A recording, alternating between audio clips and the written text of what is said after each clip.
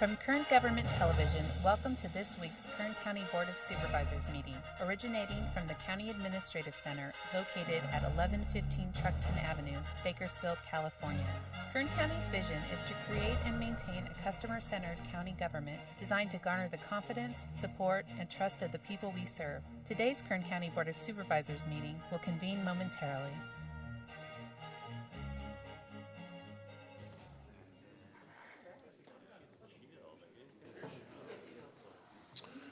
Good morning and welcome to the regular meeting of Tuesday of the Board of Supervisors, Tuesday, December 17th, 2019. Also our final regular meeting of the year, Board to reconvene. First item is roll call. Supervisor Gleason. Here. Supervisor Scrivener. Here. Supervisor Maggard. Here. Supervisor Couch. Here. Supervisor Perez. Still here. Next item is our salute to the flag. It will be led this morning by Supervisor Mick Gleason, and please remain standing at the conclusion of that for a moment of prayer, silence, and meditation, whichever you prefer. Joining the salute. I pledge allegiance to the flag of the United States of America and to the republic for which it stands, one nation, under God, indivisible, with liberty and justice for all.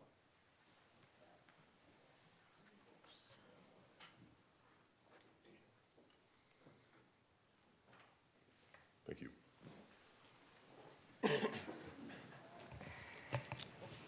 The next item, and I don't know how Nick did this, but he managed to, on our last meeting, get in the last of the supervisorial pets of the week. So Nick Cullen, our Director of Animal Services, come on out. By the way, I think they're getting bigger every time.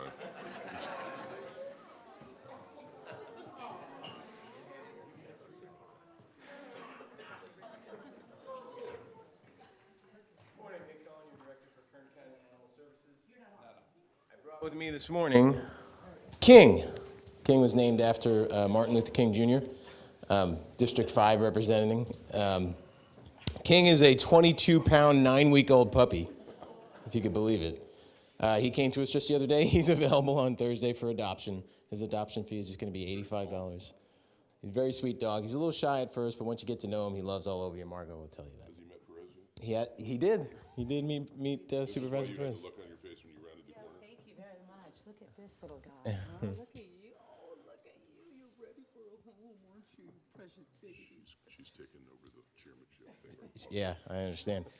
He is available Thursday morning. Last week's dog, Merle, was adopted.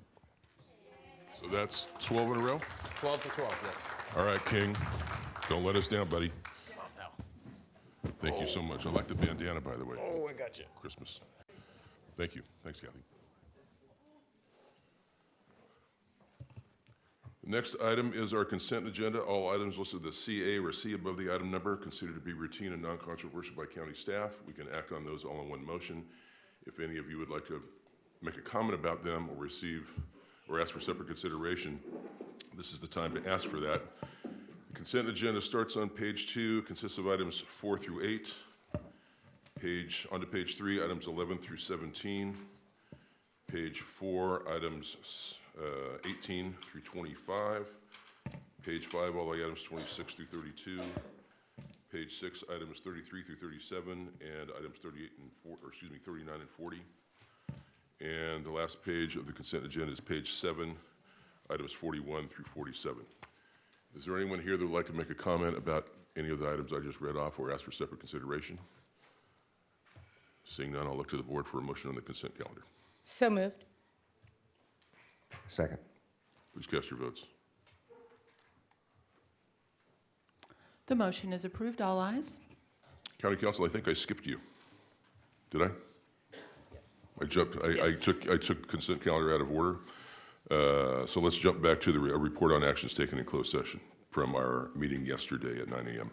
Thank you, Chairman Couch, members of the board.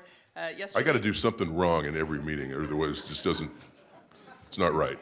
The video is better than That's right. Yesterday, you met in closed session on item 1, and there is no reportable action. Thank you. That takes us over to page 2. First item, this is under the resolutions and proclamations portion of the meeting. Supervisor Maggard is going to present items 1, 2, and 3. Can I read all 3 and ask for a motion on all of them? Okay. Item 1 is a resolution honoring Abby Shugart in the Elections Office upon her retirement with 32 years of dedicated service to the County of Kern. Item 2 is a resolution honoring Sarah Webb, also in the Elections Office, upon her retirement with also 32 years of dedicated service to the County of Kern. And item 3 is a resolution honoring Renee Westfall, also in the Elections Office, upon her retirement with a mere 27 years of dedicated service to the County of Kern. So Supervisor Maggard will be presenting all of those. My pleasure to move approval of the resolutions. Second. Please cast your votes. The motion is approved. All ayes. I think that's about 91 years of institutional memory.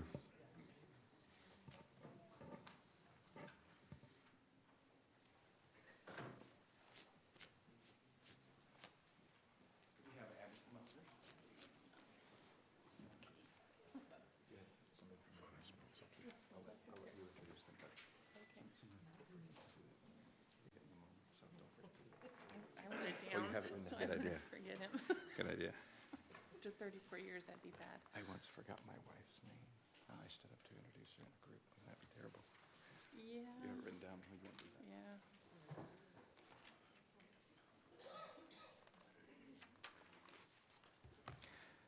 Chairman, colleagues, I am before us this morning to celebrate the careers of 3 extraordinary employees for the County of Kern and the people that reside here.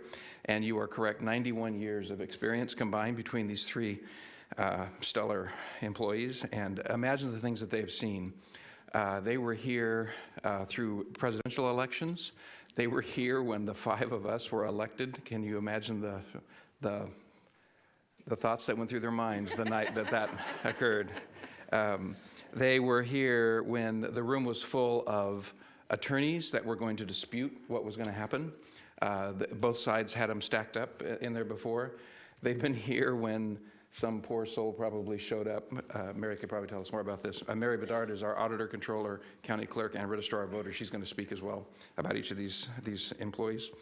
When the last guy straggles in from Timbuktu and brings the last little bit of it while the whole county is waiting on what the election results will be. You guys have handled a lot of pressure and a lot of extraordinary circumstances for us. But 91 years is a long time, and 31 years is a long time. And I want to address first and salute Abby Shugart, who is the first of our 3 recipients this morning. And I'm going to their careers are full of accomplishments. So we're going to take the time this morning to read about those accomplishments because they represent a lifetime of professional conduct and effort and extraordinary effort and sacrifice on behalf of us. So let me read this and just go along with me as I read all the way the government speaks. It says whereas and things like that sometimes. So whereas Abby Shugart began her career with the County of Kern in 1987 as an extra help clerk in the Elections Division of the County Clerk Recorder's Office under the County Clerk Recorder Gail S. Enstead. Gail Enstead is a wonderful guy who's still with us and a good guy that worked here many years ago, a class guy. So you had the pleasure of being in his employ. She was hired permanently on March 20, 1989 as an account clerk 2 with Kern Medical Center, where she worked in coding and preparing medical claims. On June 19, 1991, she was promoted to account clerk 3 with the County Parks and Recreation Department. But you could tell stories from all kinds of different divisions of the county. She was on the budget desk there, and she then returned to the Kern County Elections Division as an elections clerk 2 on June 10, 1995, supervising the absentee area. And she then promoted to an election process clerk 3 in April of 1998. And in December of 2000, Mrs. Shugart promoted to election process supervisor. And in December 2007, she graduated as a California Professional Election Administrator from the California Professional Election Administrator Certification Program and completed additional casework required by the California Association of Clerks and Election Officials and the Election Center, covering specific requirements of California law as they relate to voter registration and election administration, entitling her to be known as a registered election official. Abby Shugart promoted in 2009 to election program coordinator And due to her hard work and dedication, Mrs. Shugart was promoted to Chief Deputy Registrar of Voters in 2016. And one of her major accomplishments during her tenure was converting candidate filing from typed nomination documents to merged documents through the Election Inventory Management System candidate module, allowing for the creation and maintenance of documents within the system. She also worked with improving the candidate handbook. Some of us needed more help with that candidate handbook than others, by making it a more comprehensive guide for election staff and candidates. And Abby Shugart will end her 32-year tenure with Kern County as the Assistant Registrar of Voters, and her elections expertise and dedication to the voters will be greatly missed. That is not overstated. We will greatly miss your help there. Now, therefore, let it be resolved that the Board of Supervisors of the County of Kern, the State of California, does hereby honor and commend Abby Shugart upon her retirement with 32 years of dedicated service to Kern County and the people who reside here. This on the 17th day of December 2019. So this says all of that in much smaller letters than you saw me to read there. And before you say something, if you don't, and thank you for your sacrifices and your family's sacrifices on our behalf, Mary Bedard is going to say something.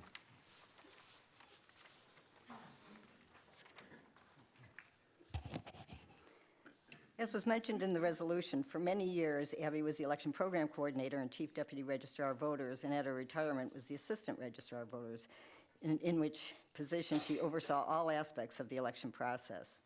Abby's strengths include her concern for her employees and making sure they had whatever they needed. When staff was working on weekends, Abby was the one who always made sure there was air conditioning on in the summer and heat on in the winter. It was her attention to detail that really sets Abby apart as a manager, not only making sure staff had what they needed, but also making sure the details involved in the election process itself were handled correctly. She did the detailed proofing of ballots and trained newer staff on how to do it to make sure the ballots were always right. Abby has always had the ability to be that calming influence in the office, especially at election time. It can get to be quite stressful during the election season, and especially on election day. When other staff members began to stress out, Abby's air of quiet competence and attitude of just taking it one step at a time would radiate out and immediately reduce the stress level throughout the office. While always caring, Abby could be firm when it came to the accuracy of the election process and the duty we owe to the voters. We hire a lot of temp workers at election time to handle duties such as working the phone bank to answer voters' questions. I remember a time when we brought in a group of temp workers and spent the morning training them. After lunch, only half of them were still there. The rest had been let go because they weren't meeting Abby's standards. She strongly believes it is our office's responsibility to maintain the integrity of the election process and that we have an obligation to the voters to get it right. Abby has been an asset to Kern County during her career with the Elections Office, and she will be truly missed.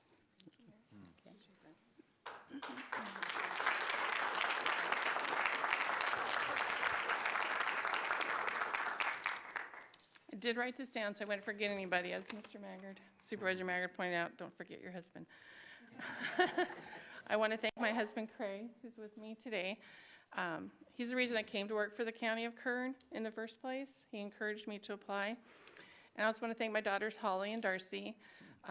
Holly just graduated in college and got a job, so she wasn't able to be here today. And the other one's doing finals, so she couldn't be here. I've been fortunate that my family has always been supportive and understanding of the long hours I had to work to ensure we had a successful election. I also want to recognize the wonderful people that I've had the opportunity to work with in the past.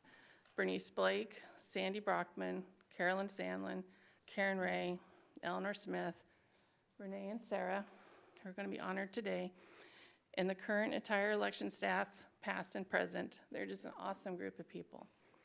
I also want to thank the Auditor, Controller, County Clerk, security, housekeeping, and maintenance personnel who are always ready to assist and help us with whatever we needed during and after the election, and often very last minute.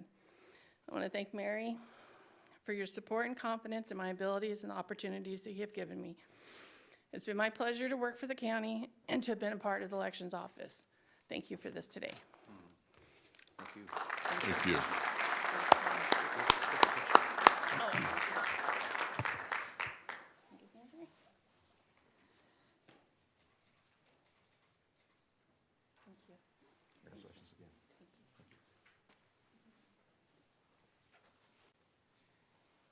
Thank you, Abby.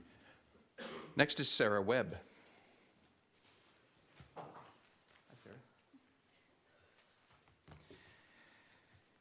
Sarah. Sarah also has seen many things happen. Were you ever a part of the card game that Mr. Instead used to play at lunchtime with Mr. Maples from the assessor's office? And apparently you were not by that bewildered look on your face. I've seen him playing cards, Yeah. but I was never part of the game. It was part of don't you think there's kind of in all your years here, there's kind of a culture of being a big family with people that work there, and I'm sure you're part of that family. So let me tell you a little bit about Sarah's career. Sarah began her career with the County of Kern on October 10, 1984, my father's birthday, as an extra help person in the elections division of the county clerk recorder's office under the county clerk recorder who was there then, which was Gail S. Instead. She was hired permanently as an elections process clerk 2 in 1991, and in March 2001, Mrs. Webb was promoted to an elections process clerk 3 and was instrumental in implementing GIS software to draw redistricting lines. Boy, what a change that made for everywhere, yeah. GIS is an incredible tool, and you were the one who implemented it. In July 2007, she was promoted to Elections System Coordinator, and in October 2015, she was promoted to Election Process Supervisor. And during her time in the Elections Division, Sarah Webb received her California Professional Elections Administrator credential, and some of her biggest accomplishments were the conversion from a county voter registration database to a statewide voter registration database, and the change from paper-based mapping to GIS mapping software. And Mrs. Webb's dedication and expertise has made her an integral player in the Elections Division, providing support to implement changes in technology and election code requirements. And because of her leadership role in the division, Sarah Webb was promoted in 2019 to her current position of Chief Deputy Registrar of Voters. Her knowledge and experience in elections, especially in the area of voter registration and redistricting, will be greatly missed, also because of the friendships you have and respect your fellow workers and all of us have for you. Now, therefore, it is resolved that the Board of Supervisors of the County of Kern, the State of California, does hereby honor and commend Sarah Webb upon her retirement with 32 years of dedicated service to Kern County. Adopted this the 17th day of December 2019. So this will commemorate that. We hope that you will remember that we greatly appreciate the sacrifices you and your family made on our behalf. So congratulations on your career. Mary? As was stated, Sarah oversaw our voter registration area, which certainly changed over the years. Now voters can register to vote up to and including on Election Day with conditional voter registration, which has certainly changed our process quite a bit. Sarah was also in charge of our reapportionment. She's been here for the last 3 reapportionments, the first one being the reapportionment after the 1990 census. Back then, it involved a lot of coloring of maps and recruiting a lot of staff to help color all the maps. And then, of course, during her time here, she's gone from those coloring of maps to using the electronic mapping and GIS. Not only has she been able to adapt to all the changes, but she's thrived in the new environment. We will miss Sarah in 2020, but even more in 2021 when we do the next reapportionment. But she made very good use of the mini reapportionment of supervisorial districts in 2018 to train staff, so we know we're in good hands. And we hope she'll make herself available to answer our questions in 2021 if she isn't too busy reading all the books she's been acquiring but never quite finding quite enough time to read them all. So I'd like to recognize Sarah Webb for her many years of service and thank her on behalf of the voters of Kern County and wish her good luck in her retirement. Thank you. Please, say something.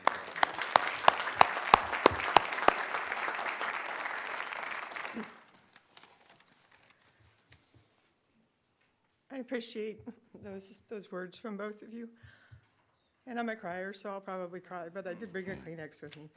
Nobody grows up in their life thinking, I really, really want to work for the elections department when I grow up. In fact, as a child, I didn't know there was such a career. Most people don't know that this is a career. And if I had $1 for every time I was asked oh, you only work part-time, and what do you do the rest of the year? I would have been able to retire many, many years ago. But seriously, when I first came to work for the Kern County Elections Office, which became a department and then a division and an office, and I think we're back to division again, it was as a very short-term extra help hire. I was hired for 6 to 8 weeks, and all they wanted to know was, can you alphabetize and can you put things in numerical order? We were on computer counting at that point, so we weren't hand counting the ballots, or they probably would have asked if I could count up to 10 without my shoes off. It became a full 9-month stint, and I became addicted to working elections. It was exciting, it was interesting. We tell all of our new hires that if you make it past your first election and you stick around, that you're just stuck with us for life. You will never leave until you retire. And I mean that, you can't leave. Then in 1991, I worked extra help off and on for 2 or 3 or 4 times. I worked at a bookstore for a year or so, managing a bookstore. And then in 1991, they added a new position and tracked me down and asked me if I would take the test and come full-time. I was 8 months pregnant when they hired me, and I was grateful to Hugh Denton for taking that on. And they hired me because I had mapping experience from my extra help time, and they had reapportionment coming up. It's been crazy and hard and fun and exhausting and mentally and physically demanding and stressful, but very satisfying, 30-plus years. I'm grateful for the time I had here with the county. I have been blessed with amazing, wonderful supervisors, bosses, and coworkers. And this job couldn't have been done without the awesome team and family that we became during all of that time. This particular department cannot work without extreme teamwork. It is never a solo effort.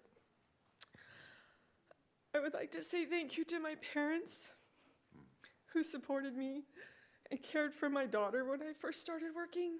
It was so nice to be able to give my 8-month-old child or 8-week-old child to my mother rather than a babysitter when I came to work, back to work. They were there to take on all of the things that I couldn't do because of the hours that I was working. I'd like to thank my husband and his 2 daughters, my stepdaughters, for also being there and understanding all the times when mom couldn't do something because it's an election schedule and there's an election coming up. And I apologize to them for all the times that my work got in the way of family things. But it was a family effort. 2 of my daughters were poll workers. A couple of my brothers worked for the elections department off and on at different times, helping out with election night stuff. And even my husband has been roped into being an election night pickup team. He goes to Tehachapi and brings the ballots in on election night. I'll get to be his ride-along partner this time rather than waiting here for him to show up. I really wish the rest of our elections team that has been trained and is very well capable of handling the future all the best in 2020 and beyond. They're amazing, and I look forward to seeing them continue the legacy of hard work and integrity that we have set for them. And thank you. Thank you, Sarah.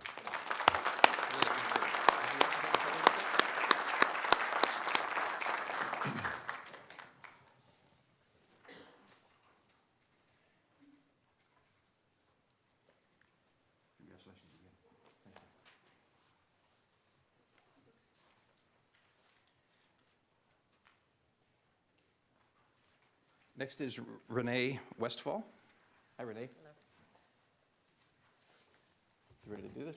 I'm ready. Sarah's going to make me cry, though. Jeez. If you want to make a team, if you want to make a lifelong friend, you endure difficult moments together. And certainly that is what happens in the election division. I know from my friendship with Gail instead that those are long, long nights, and you are all weary, and the next day you might come a few minutes late, but you show up the next morning and you come back to work, and your families have endured the same thing. So that's the stuff of lifelong friendships. And it was good to hear that depiction of that a moment ago. Well, Renee, I'm going to read some things about Renee also because it's a life that has been dedicated to the people of Kern County, and serving all of us for so long is worth every word that's on this page. So, whereas Renee Westfall began her career with the County of Kern on May 11, 1992 as an extra help clerk in the Elections Division of the County Clerk Recorder's Office under County Clerk Recorder Gail S. Instead. And Mrs. Westfall became a provisional county employee in January 1993 and was appointed to a permanent position as an elections process clerk 2 later that year. And in February 2001, she was promoted to elections process clerk 3. And in 2009, she was promoted to election coordinator. And during this time, Mrs. Westfall received a certificate of Uniformed and Overseas Citizens Absentee Voting Act. UOCAVA, do people call it that? Mm-hmm. Yeah, okay. I know when my son has been deployed overseas, you're who helps his vote count, right? Yes. You guys are who do that all over the country, and every vote matters, particularly those that are overseas protecting our way of life. So she became a Uniformed and Overseas Citizens Absentee Voting Act training and Certificate of Excellence as an Employee Recognition Award for her sustained effort. And she also graduated as a California Professional Election Administrator from the California Professional Election Administrator Certification Program and completed additional coursework required by the California Association of Clerks and Election Officials and the Election Center, covering specific requirements of California law as they relate to voter registration and the election administration, entitling her to be known as a registered election official. One of Mrs. Westfall's biggest accomplishments in the election division was the implementation and coordination of e-mailing ballots to UOCAVA voters and the implementation of the ReliaVote system. Mrs. Westfall, with her knowledge of the Kern County elections process, specifically in the vote-by-mail area, has provided extensive training to the remaining staff to prepare them for future elections. We are grateful to all three of you, by the way, for helping pass the baton to the next generation. I didn't realize that it was like the Hotel California. You can come in when you want to be hired, but you can never leave. That's a good thing to know. So to finish Renee's summation of her career here, although it's inadequate, we want to finish it well. So Renee Westfall will end her tenure with almost 27 years of service to Kern County as an elections process coordinator in the elections division, where her hard work, knowledge, and expertise will be greatly missed. Now, therefore, it is resolved that the Board of Supervisors of the County of Kern, the State of California, does hereby honor and commend Renee Westfall upon her retirement with 27 years of dedicated service to Kern County and the people who live there, adopted this 17th day of December 2019. So please take this as a remembrance of our respect for you and our admiration for your career, and thank you very much for all your sacrifices on our behalf. Mary?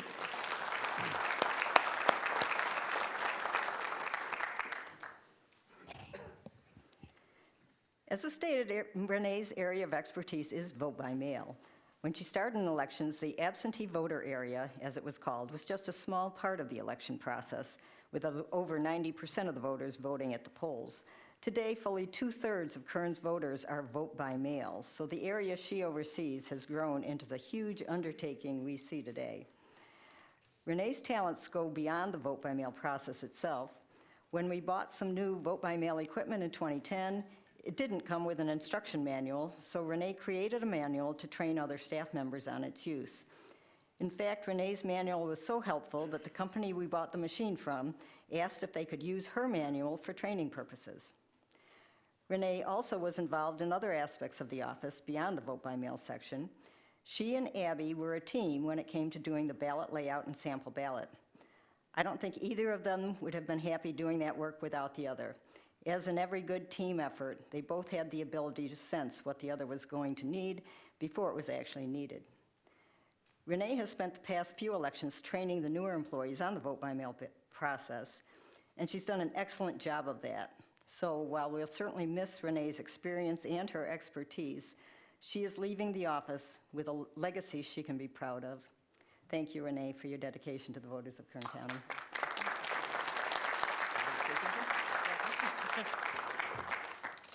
Okay, mine's going to be short and quick because I'm not a speech person. First of all, I'd like to just say to the elections auditors and security staff that I've worked with over the years, it's been a pleasure working with you all, and you will all be very much missed. Also, I'd like to thank my family who has put up with all the years and all the hours that I've had to work over the years and couldn't spend with them. And now, my new job is spending all my time with my family. Thank you, guys. Do that well.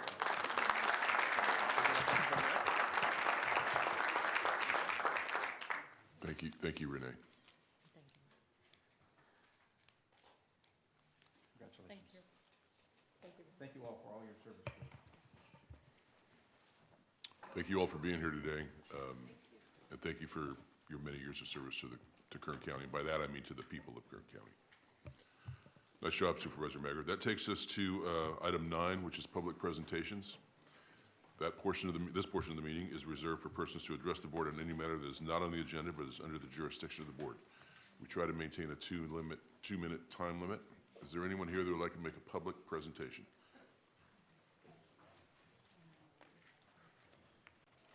Please state your name and proceed. Morning. Yes. Good morning, David Fluhart, Havilah, 1st District. You guys all heard that saying, damned if you do, damned if you don't. I got a triple damned me. The first one is, you know, I've been coming here for, I don't know, 6 years and giving more than my fair share of commentary, some good, some bad. And, you know, recently the captains decided to go on rotation, so that seat's open. And the question comes to me that either put up or shut up. Well, I'm not going to shut up, so I got to put up. That's the first one. The second one is, geez, I got to look at my notes. What was it? Now that I'm in, I've actually got to fight. You know, I got to fight for every inch that I get. And, you know, if I didn't fight hard, I think people would look at it as a, you know, a chicken shift move, just to join and not do anything. And then there's the third damn thing, which is I'm going to get killed. Have you seen the other guy's Facebook page? I mean, he has got every endorsement before it's even, the nomination period's even finished. So, you know, I got a really rough road to hoe. And I'm not really looking for your sympathy or empathy, just a little bit of, I don't know, appreciation for my position. And, you know, me and my dirty hat. So I guess that's about it. I would have worn Mr. Walker's LMFT Christmas hat, but I wanted you to take me serious on this. Don't worry, I'll wear it in the new year.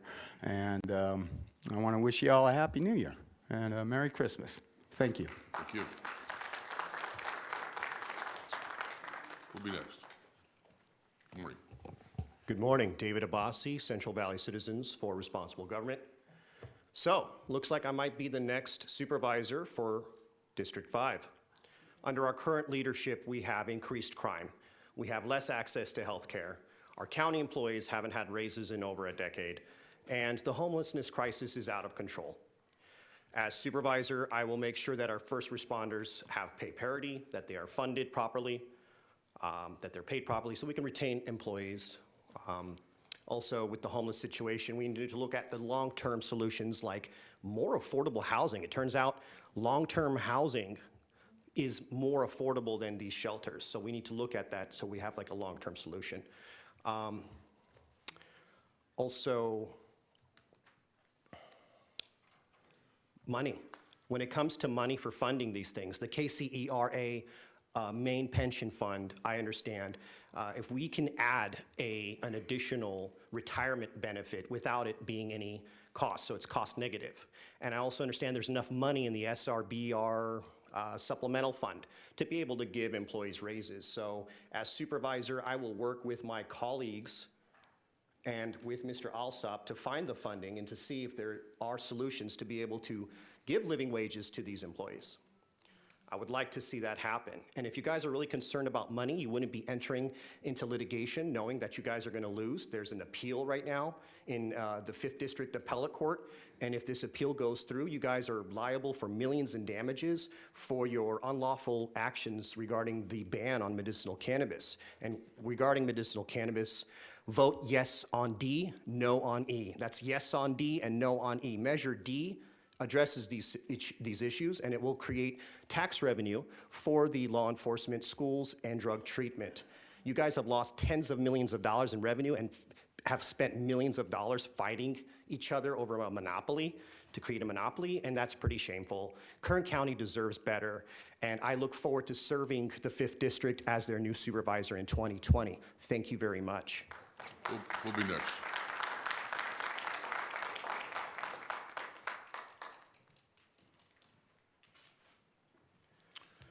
Can I ask, before you get started, Mr. Nelson, can I ask, are there others that would like to speak today? Sorry. Could I ask you to come to the front row so we can get you up to the microphone quickly? Thank you. Sorry about that. All right. Good morning, Supervisor Couch, Chairman Couch, Supervisors, Dave Nelson, President of the Kern County Firefighters Association.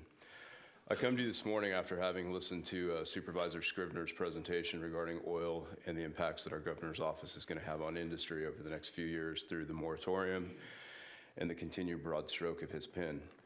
Just to bring you up to speed on some of the things that your firefighters have been working on, over the last year, we have partnered with oil industry to champion their message through our state body to support our local industry. It is very important to us, and we realize the value and the importance of holding up our community in the process of trying to obtain fair wages and good working conditions for our employees.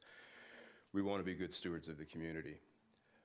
We have been successful in assisting in streamlining the approval process through the state. One of the things that I would like to applaud our county on is the fact that our permitting approval process is top rate. Our EIR is rock solid, and we do our due diligence to our operators here in the county. Through this streamlining of the permitting process, we were able to achieve a significantly greater rate of permits being approved. Looking at the state of the current climate in politics, we realized very quickly that we were going to have other challenges ahead of us, and those challenges were the continuing approving of those permits, as well as the environmental challenges that we have. So with that, we have partnered with a large majority of the Southern California public safety agencies, because this is not a fight that we can take on our own. This is a fight that we have to take up as a large conglomerate. And through this coalition of Southern California agencies, our partnership with independent oil operators, listening to their needs, taking their needs to Sacramento, I see that we can have a little bit of success in holding this community up to higher than what it is.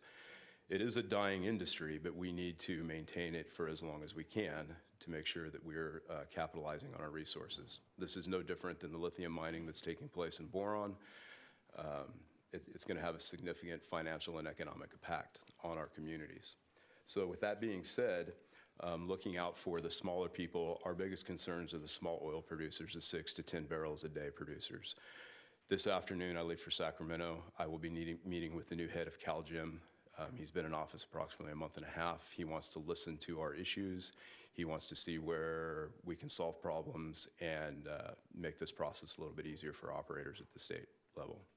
So with that, I just wanted to say we're more than happy to take partnership in any endeavors that the board may have to champion this message at the state. Thank you. Thank you, Mr. Nelson. Who will be next?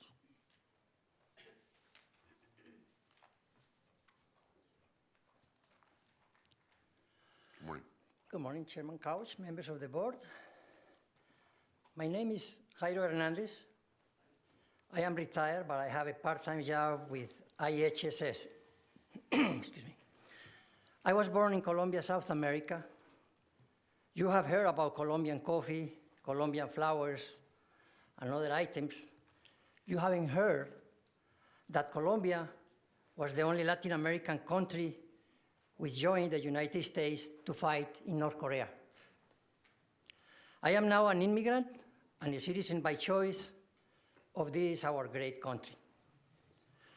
For 40 years, I made my living as a precision toolmaker with good wages and many overtime hours. Needless to say, I was a taxpayer for 40 years.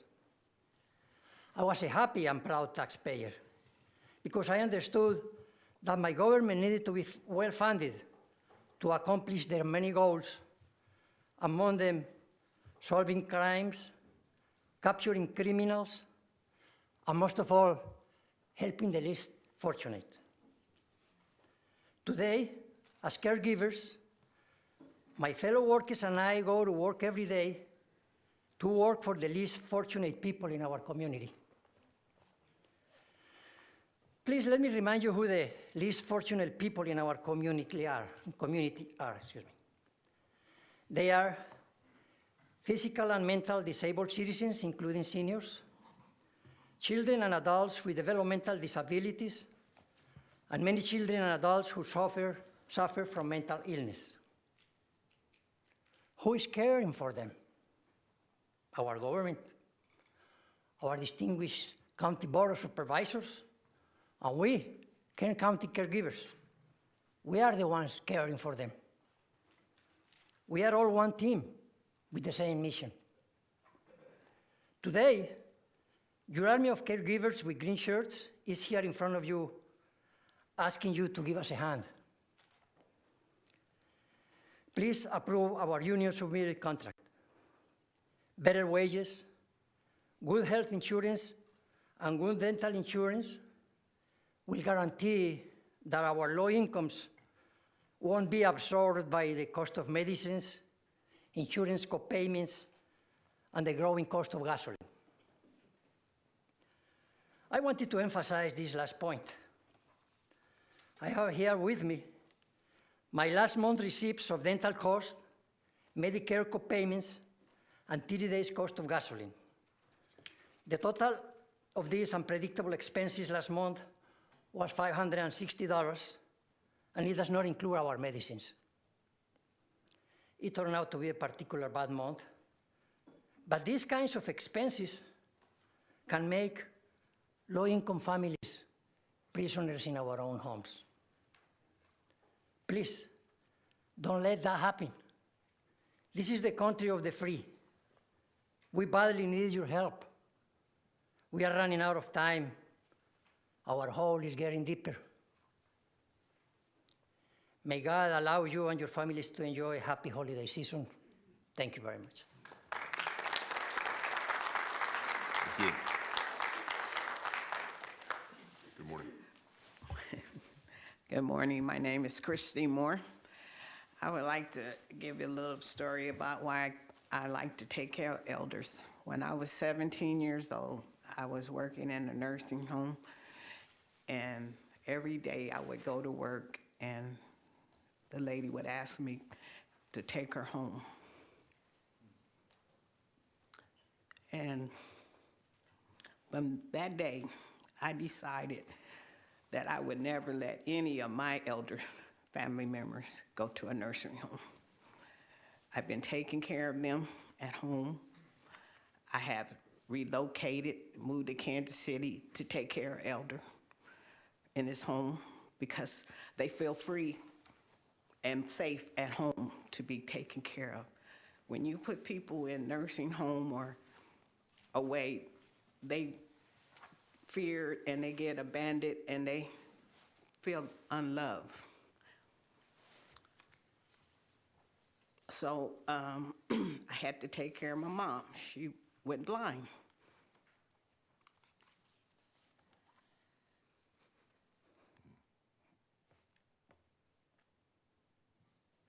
I remember her saying that she didn't want to be a burden on no one. And I told her, Mom, how could you say that when you took care of 10 of us? And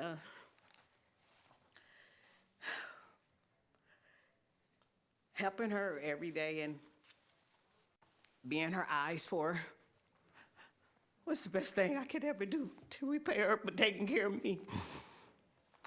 And so it's very important that we get raises and health insurance to keep taking care of our elders. We all going to get old one day and need someone. Thank you and Merry Christmas. Thank you.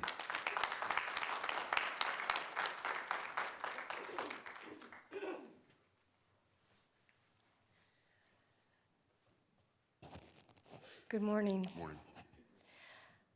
Is anybody else hot in here? I had to take my coat off. I am so nervous right now. Don't be. My name is Gail Jacobus, And I want to say good morning to you and to say that it is an honor and a privilege to stand before you this morning with such a serious issue. And I'm going to just share on a very personal level. Every single one of us, as I look around this room, have a common bond, a common thread. And that one common thread is our loved ones, their safety, their comfort, and their happiness, especially as they enter into their final stages of life. My mother was my best friend. Our hearts were connected. And we had many, many heart-to-heart talks. Nothing was off the table for us. And I remember one of our heart-to-heart talks, the very last heart-to-heart talk that I had with my mother. She said, honey, I want to share something with you. She said, there's going to come a day when I'm not going to be able to take care of myself, and I'm going to need help. You're my only daughter.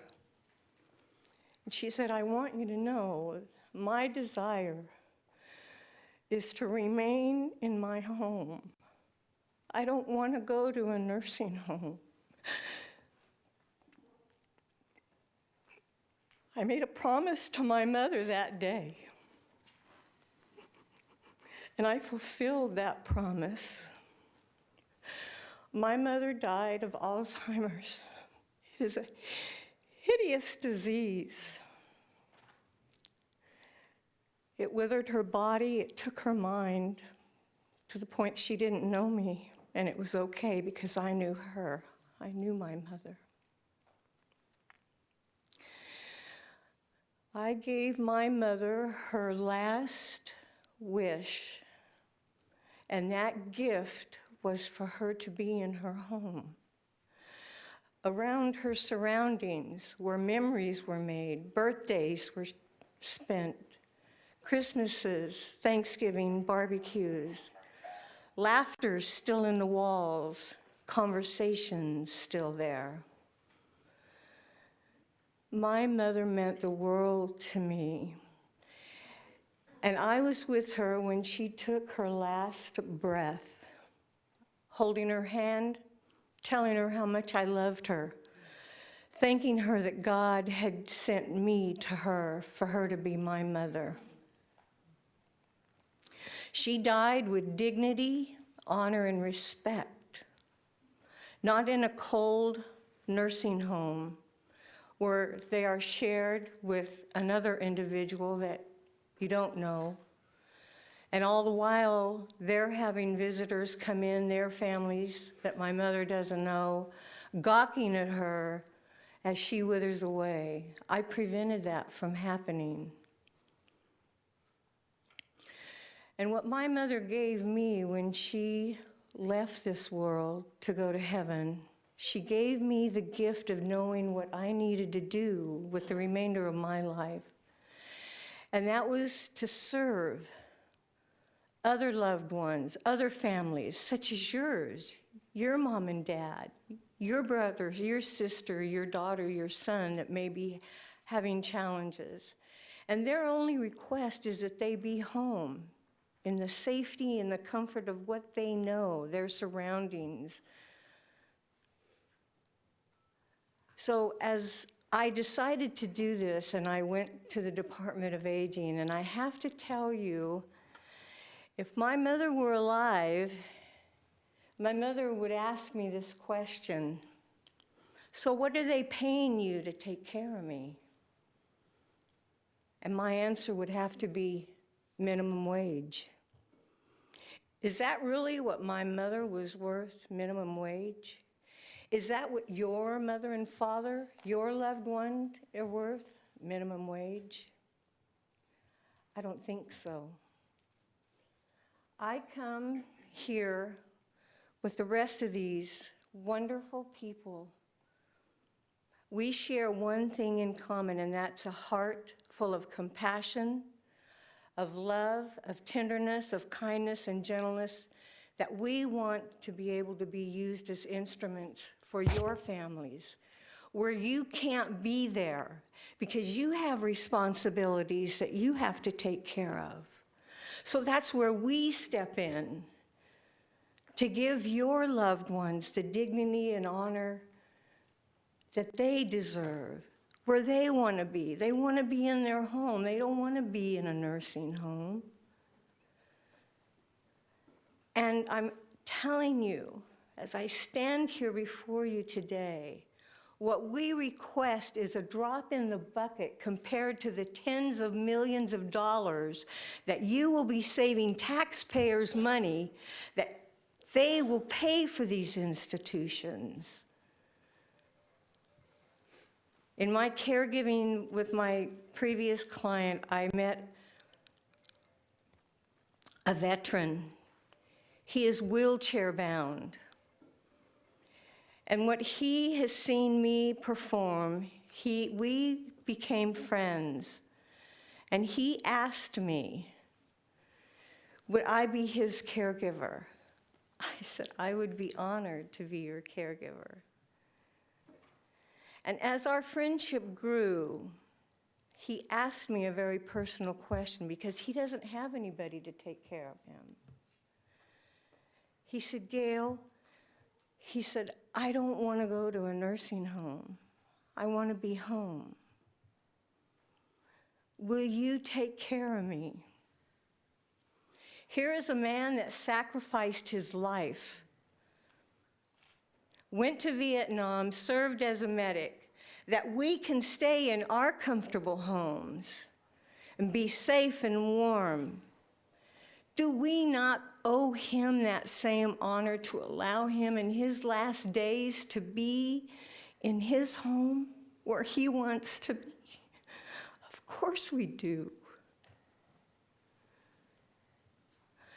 So, as I open my heart to you, as I've shared my heart to you, I am only asking that you open your heart and just ponder the things that I've shared. Use it as a template in your own personal lives, maybe, because it's coming, it's reality. We all go there, we all end up somewhere.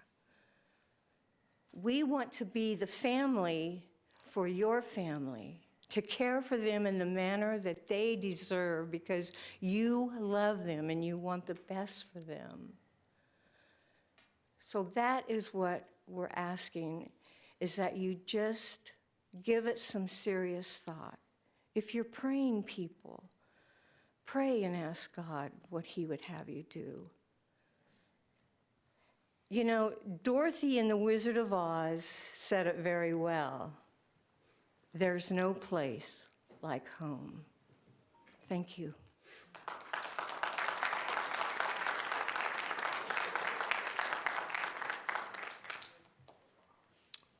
Before you get started, I need to say that we try. We do our best, and I'm gonna ask you to try to keep your comments to 2 minutes. Okay. Thank you. My name is Jacqueline Ortega. I am a UDW member. Okay, McDonald's, Taco Bell, Burger King, minimum wage, right? Well, if they have a situation in the store, a customer is being loud, being disrespectful, who do they call? The manager. If home care, we don't have a manager. We have to manage ourselves. We are the one who have to control that situation. And housekeeping. I Googled housekeeping. What is the average pay for housekeeping? $25 to $50 an hour. Okay, we care provider, part of the job, housekeeping.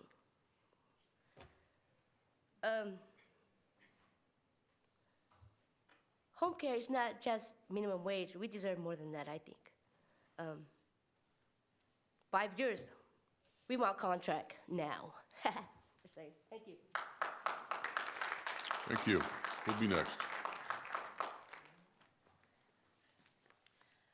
Buenos días, mi nombre es Silvia Cepeda y soy proveedor del IHSS en Bakersfield y miembro del sindicato UDW.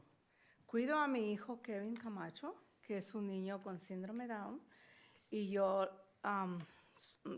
lo cuido mucho porque mi hijo se me puede salir de la casa, tengo que cuidarlo en su limpieza, en bañarlo diario, cambiarlo,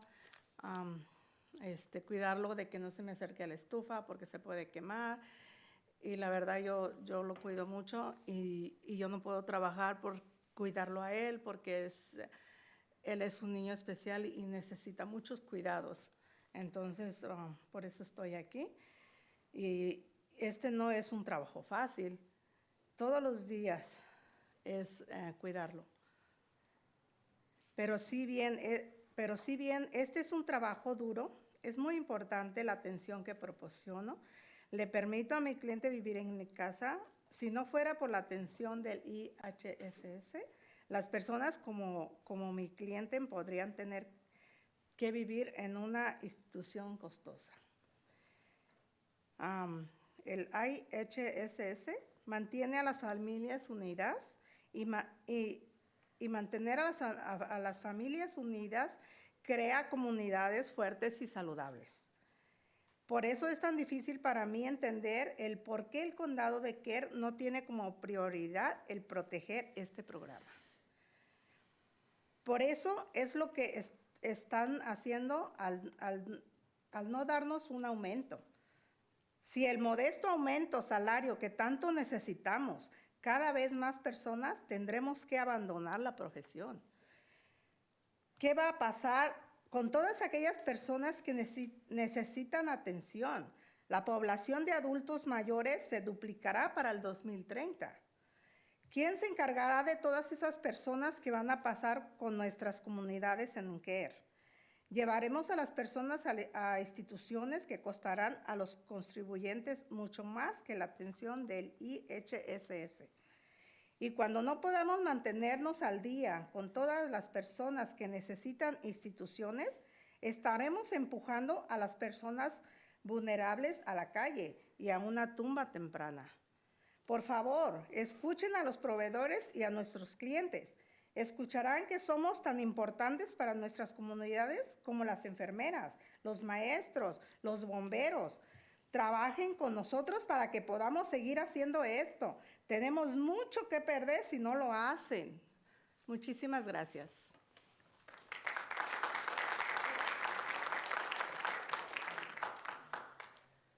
Excuse me, I just got nervous. I have a client who is very difficult, hard to manage, very, very difficult. And then I have a client who is paralyzed on one side because she had a stroke. So I had to help her do with everything, and I had to do cleaning and everything for her, even tie her shoes. Home care requires a lot of work. Thank you. Thank you.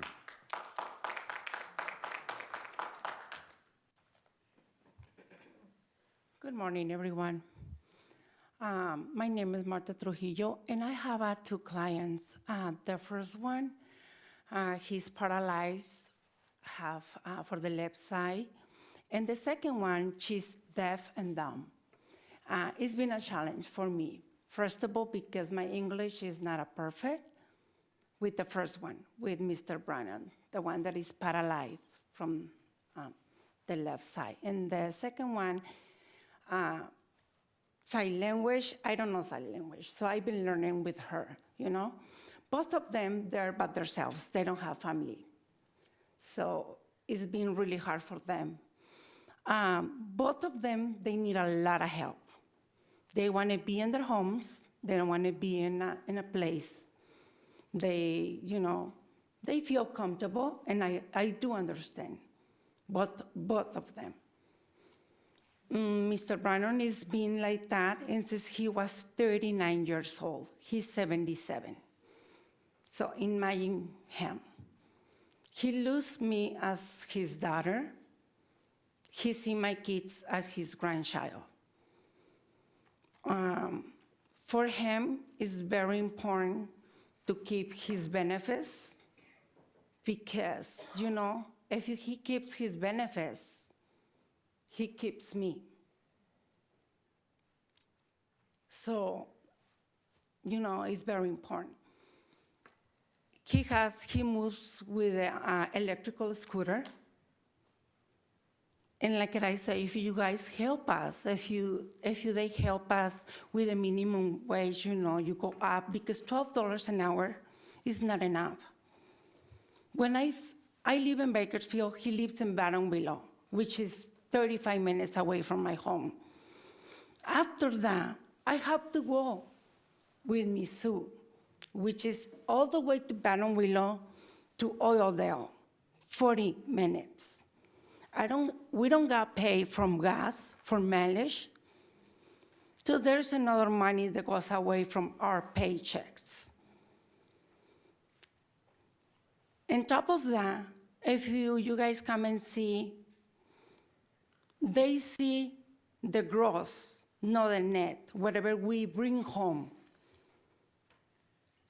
Let's see the net is $500. We bring home $429. But after we put gas, how much we bring home? $360 something? But they didn't see that. The government didn't see that. The government see the $500. You don't qualify. You don't qualify for medical. You don't qualify for a lot of stuff. And we are still poor. We are still live, low income. So it's kind of hard for us. It's hard. The other thing, our clients want to stay home. They want to, they don't want to be in the nursing place because they keep them on bed most of the time. One nurse has to have like 10, 13 patients at a time. So it's hard for them to take care of a lot of people, So help us, please. Help us. We need you guys' help. You guys have power. So just stand up a little bit on our shoes and see that it's hard for us. Thank you. Have a Merry Christmas, everybody. Thank you.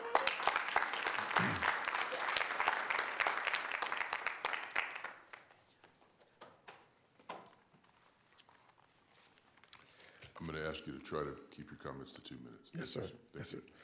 Thank you, Mr. Chairman, lady, gentlemen of the board. I would like to thank you for your time on behalf of my fellow home care providers who couldn't be here, as well as my present brothers and sisters in the audience. I'll be brief in my comments. My name is Wyman Johnson, and I've been a home care provider for 9 years and a member of UDW Local 3930 for the past same amount of time. I cared for one of my older brothers from 2010 up until his passing this last March. So it's been a really tough year for me personally. Currently I'm caring for one of my nephews and since July. But it's been a struggle because I'm limited as to what I can do because of my own disability. What we do as caregivers is very difficult, but it is even more meaningful because it not only allows our clients, family, and loved ones to remain in the comfort and familiarity of our own homes instead of being placed in facilities that cost taxpayers thousands of dollars. Our clients have dignity and peace of mind that comes with being around family and friends.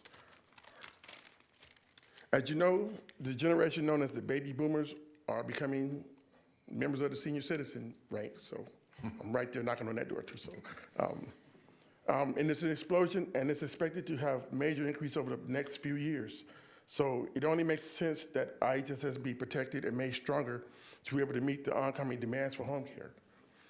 I recently read an article stating that the county wanted to address the homelessness issues here.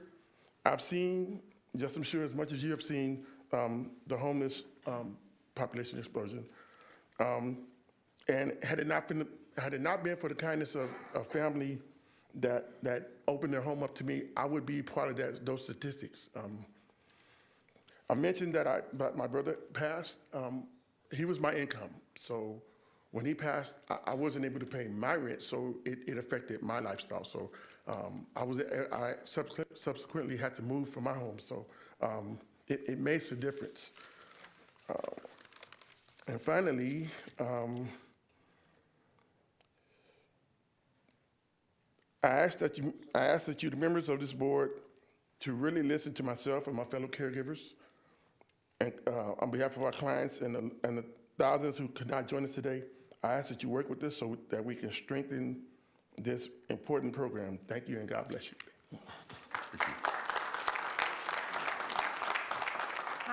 I'm sorry, one more thing. One time they cut my medical off, and Mr. Brannon ran over me.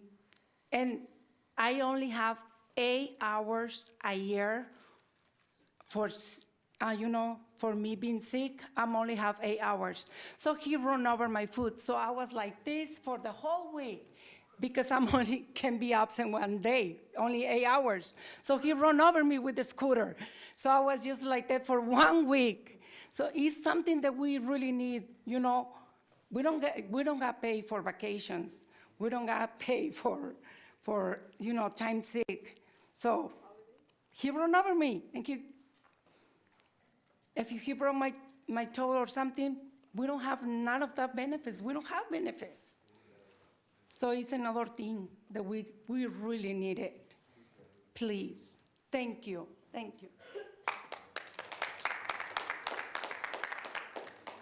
morning. Good morning, district supervisors, especially to my own Miss Leticia Perez. It's good to see you guys this morning. I'm asking that you hear my fellow United Domestic Workers comrades here. We asked that you fight for us as you fought for your own elections. You fought to work for us, your constituents. Yes, we need you. Yes. We need higher wages. We need better benefits.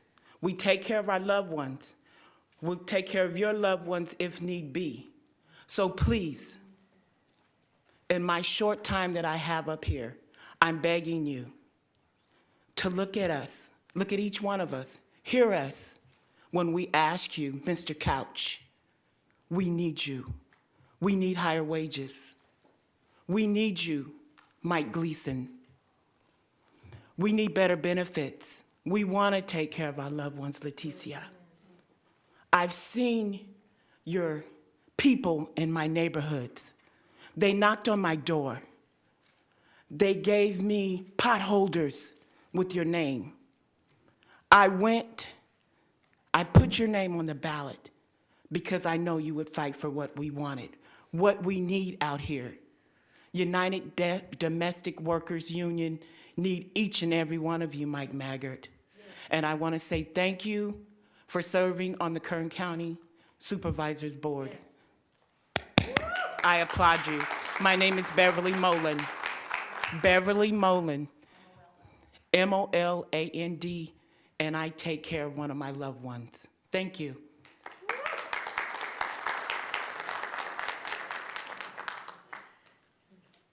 Any other speakers today?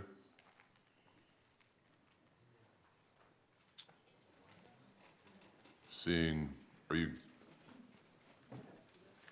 becoming, okay, thank you. I don't want to cut anybody off. Any other public speakers this morning? Okay, seeing none, we'll go to item 10, which is board member announcements and reports. Supervisor Gleason. Mr. Chairman, thank you, sir. Appreciate it. I'll give a moment for people to clear out.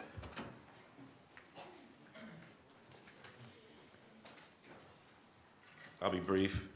I feel compelled to respond to an event that occurred last week at our board meeting when the firefighters union president came to this board and lambasted this board for several issues, accused us of a couple things, and I need to give it due process and a due response.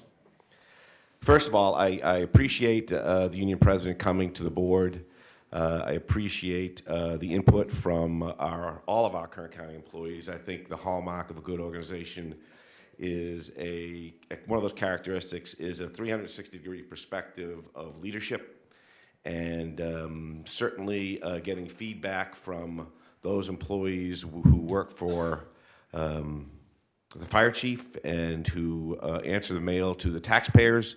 We need to receive their criticism, and the spirit of that criticism needs to be positive, needs to be constructive, needs to have a desired effect that is working towards the betterment of Kern County, and that didn't happen last week. We had a failure of leadership.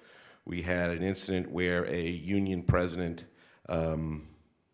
crossed the line from a positive response or positive criticism to one that was narrow, focused solely on something other than the best interests of Kern County and Kern County taxpayers who pay his salary, pay our salary, and who elect us. So first of all, as we want to go through this, I want to make sure that people understand that this is not a criticism of the Kern County Fire Department. The Kern County Fire Department is an outstanding organization run by outstanding leaders that serve our community valiantly, serve it well, and the rank and file of that fire department is among the best and brightest individuals and citizens and taxpayers themselves that I've ever seen, and I'm proud to associate with such a great organization. But this is what happened. Let's go with what happened. Last week, the union president came in before the board and spoke right down there, and he leveled some serious accusations, and we had to do some video that some TV organization was producing that he managed to get a preview of, I think, before it was released. I haven't seen the video. I've not seen it. I have not, in Ridgecrest, we don't get TV 17 or TV 23 or 29, I think is the other one. We don't get those news broadcasts. So I haven't seen it. I've heard a lot about it. People have talked to me about it. But he came in and offered to us his view and implied that we had some association or some responsibility with the production of that event, which is categorically false. I've never even seen the video, never heard about it, never knew it was going to be done. And yet here I find myself listening to this gentleman accuse me of playing a role in the development and the portrayal of things that went on in that video. He accused us of vilifying a Kern County employee. We'll talk about that. He accused us of a lack of understanding of the daily activities of the fire department and what these ladies and gentlemen of our fire department, our great fire department, go through on a daily basis, whatever they're doing in the course of their responsibilities. And he spent some considerable time telling us that we don't understand it. He extolled the virtues of the firefighters. He went on a extended perspective of firefighters and what they do and how they interact with the community. And finally, he threatened us. He threatened like a big bully coming in here and trying to threaten our political. He accused us of being politically motivated to participate in that program, which was categorically false. And then he accused us of being political. He accused our political. He intimidated us by saying that something about our political futures are on a shaky ladder, and we better watch out. Or he implied that he's going to come, or the fire union is going to come and influence our election process. So let's take these on. Let's look at them, and I can't sit back as a representative of the taxpayer, someone who the taxpayer elected to represent them, because when I sit up here, my primary loyalty and my primary job is to defend the taxpayer. And that's how I view it, and that's how I will always view my job. And the taxpayer who pays the salary of this union representative takes exception to his behavior on that day. Now, maybe it was a bad day. Maybe this union president just had a bad day and wasn't feeling well, and if that's the case, fine. He can come apologize, and we can move on, and we can get past this, but it needs to be discussed. First of all, the union president comes in here, and he makes a lot of money. He makes a lot of money he's paid for, that gets paid by the Kern County taxpayer. That means you and me. Not only that, in the firefighters union, correct me if I'm wrong, Mr. CAO, but he gets paid, you know, all our other unions, when they come advocate for union activities, they got to punch out, and then they come do their union activities and represent the union, and then when they're done representing the union, they got to go back in, they got to punch back in. So they're not getting paid while they're doing these activities. But my understanding is that the firefighter union president, for some reason, gets paid to come here and criticize and threaten and bully the Board of Supervisors, and I think we should take that on. If that's true, I think we should take that on and make that change, because I don't believe he should get paid by the taxpayers while he's assaulting the taxpayer. As far as vilifying a county employee, I can't tell you anything that is more off the wall than I've ever heard than for a union president to tell us that we vilified a county employee. I was personally heartbroken to hear him say that. I was embarrassed for him to say that. And he knows darn well, as we all know on this board, that we work, for 7 years, we have worked to support and defend the firefighters of Kern County, the best firefighters in the state of California. We have spent hours and hours and hours working for ways throughout the entire financial crisis we endured to find ways to get the fire department in a place they needed to be so that we could have the best and the brightest firefighters fighting their fires, confident that we had their back and we were putting them in a place where we could give them every possible tools to succeed. We had no layoffs. We had no disruption of services. We didn't have any brownouts. We didn't close any stations. We worked as hard as we could within the financial constraints that we were given to create a satisfactory fire service and fire system for our constituents. And they benefited because the firefighters did outstanding work during that period. He spent a good number of time extolling the virtues of the firefighter. He talked about babies, he talked about tragedies in the car, and car accidents and cutting people out of cars and all this kind of stuff. And I hear you. I don't doubt it at all. I respect the heck out of it. But I'm a veteran of 27 years in the United States Navy. I'm a combat veteran. I would never paint. I take great pride, as we all do, in our contributions to our community. We take great pride. We don't wear it on our sleeves like he did that day. I think he did a disservice to the firefighters because I don't think the firefighters want their representation going out in public and bragging about what they do on a day-to-day basis. I think they would just as soon be humble, be thankful they got a job, take care of their husbands and their wives, take care of their families, go to church, go to get safe communities, and go about their business. I don't think they don't do this so that you and I have a first-degree exposure of the horrors they go through. Thank God the probation department doesn't come in here, or the ladies who work in our social service, our social workers, or our detention deputies. Thank God those people don't come in here and wear what they do, the horrific experiences they're exposed to on a daily basis. Thank heavens they don't come in and spend that much time explaining to us the horrors of their experience. No, they go about it because they love Kern County, they love their job, they love public service, and they want to contribute, period. That's it. They don't want to help, they don't want to use those events and tailor those tragic experiences and use them as negotiating tools in the final stages of a union of a contract discussion. I thought it was beneath the firefighter, the average firefighter. I don't believe that firefighter is in the least bit interested in me and you. He wants us to know, but he also wants us to know that he's thankful he's got a job. He's thankful he's got a great retirement. He's thankful he's got a future, and he's thankful he's contributing to the best interests of Kern County, and he's thankful he's participating in a team that is the best firefighting team in the state of California. Politics. The political, and we talked about shaky ladder, and we better watch out because the firefighter union, they're bored the heck out of me, and I can guarantee you it has no bearing on the behavior, the decisions, or the activities of me and what I know of my fellow supervisors. That kind of garbage doesn't belong in this building.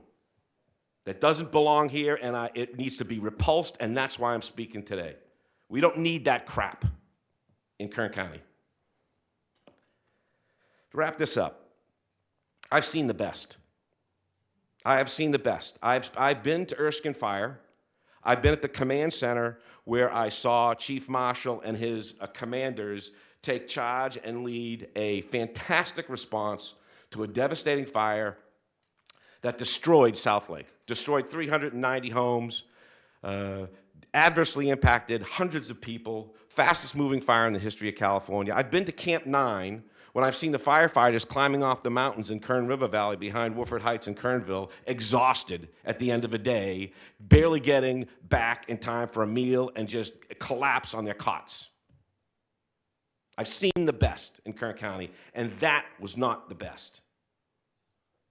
My comments today have nothing to do with a video, nothing to do with a TV report, nothing to do with anything other than the fact that the firefighters in Kern County were not served well in this chambers, and they deserve better. Well, maybe, like I said, that gentleman had a bad day. If that was a bad day, fine. Okay, I'm all right. He can come in and he can apologize. Say, you know, you're right, I overstepped my bounds, I crossed the line, I'm sorry, it won't happen again, and I really, really I want to represent my fellow firefighters in the best of my, okay, I'm fine. Let's forget it, water under the bridge, let's move on. I hope he does that, I hope that happens.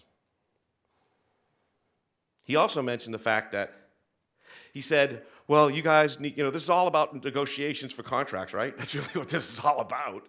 He said, you guys can impose if you like. Okay, you got one vote. I'll vote for it.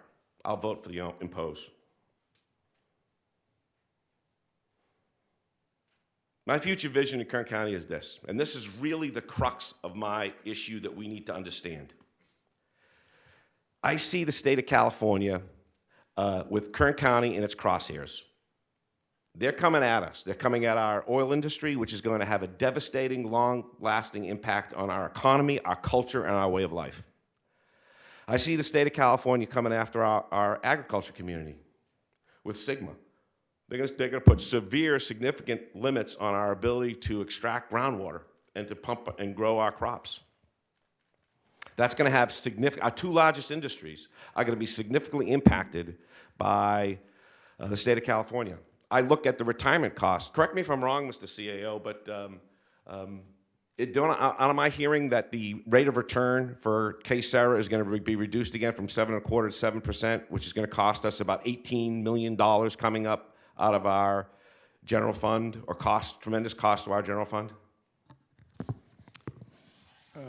Supervisor Gleason, through the chair, that's correct. We're anticipating a change in the rate of return with K-Sarah, and it'll be actually over $20 million annually.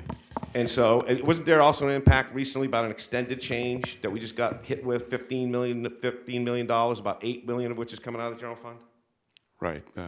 K-Sarah let us know last week that the cost that the county pays toward employee pensions is increasing $15 million. $8 million of that will hit the general fund next year. That's an increase. I think $3.1 million of that is hitting the fire fund. So what I'm seeing in my crystal ball, if I look out 10 to 15 years, I see some significant headwinds and some significant troubled waters. And we need to make decisions today that are going to best prepare us to manage those and navigate those waters. I see the California attacking our industries. I see our retirement costs escalating. And I see that we have to come to grips with change in a big way in Kern County because the challenges are there, and they're not going to be challenged, wished away by hopeful thinking or maybe some conservation here or there. So I'm looking for ways to affect maintaining the quality of life of Kern County, and I'm looking for ways to change the status quo on how we got to do that. And I think we need to go, we're going to have to go big, and we're going to have to make those changes, and we're going to have to do it with a keen sight and an appetite for protecting the taxpayers and to ensure the quality of life for Kern County. My final comments, I thought the gentleman was inappropriate. So I'm challenging him on it. I don't think it was appropriate for him to do that publicly or privately. I accept criticism from everybody, but it needs to be positive. And I believe that we are looking at a future that is filled with challenges, financial challenges, and it's going to require some major change to the way we do business and our relationships with all our employees and with all our constituents. Thank you, Mr. Chairman.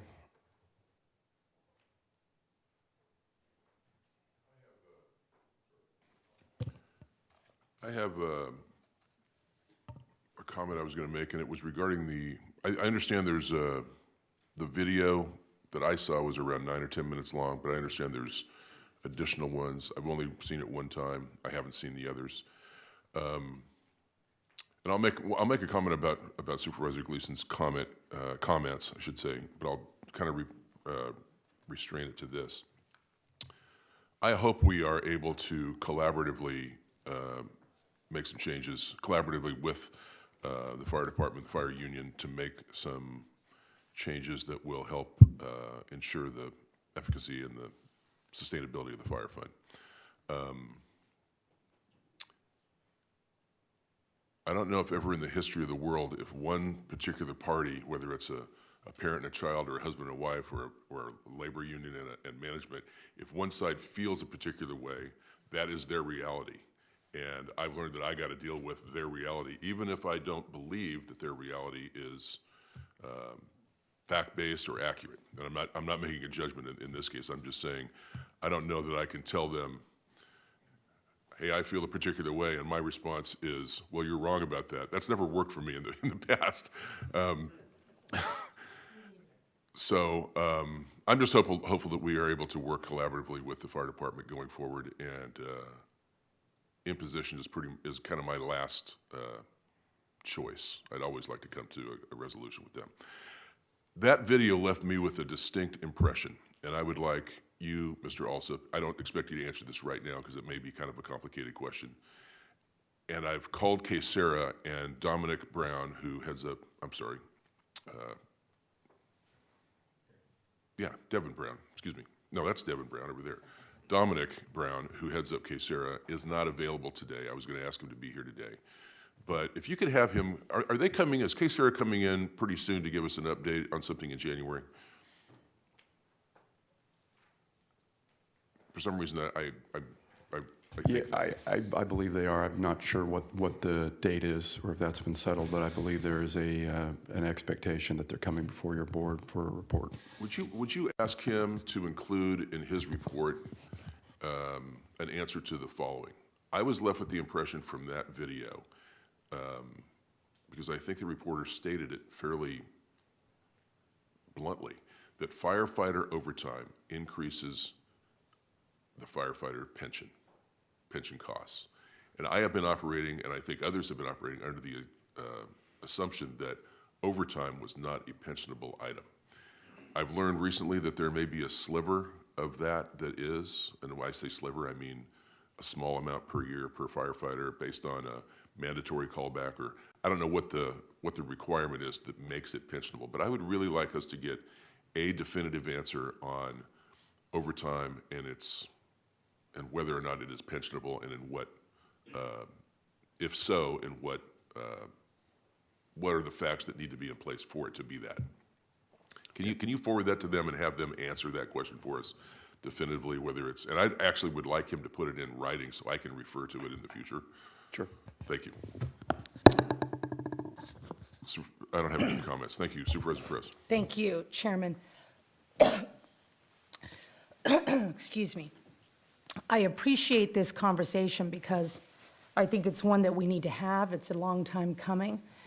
And I listened to my colleague, Supervisor Mick Gleason, who I have spent 7 years in closed session with, listening to your heart, listening to your particular brand of patriotism, which I think is the most honorable, having picked up arms in defense of this country, I think is real patriotism.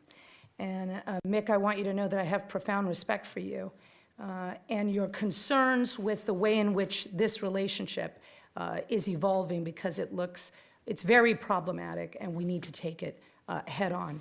And I want to say that I know how authentically you feel, Mick, and it's an upsetting situation for all of us, no question. But I would like to reiterate for our employees and for our county family that this is the venue by which government issues are addressed and dealt with in one capacity or another. This is the venue that Americans can come in here, protest their government, fight with their government, demand that their electeds really serve the people.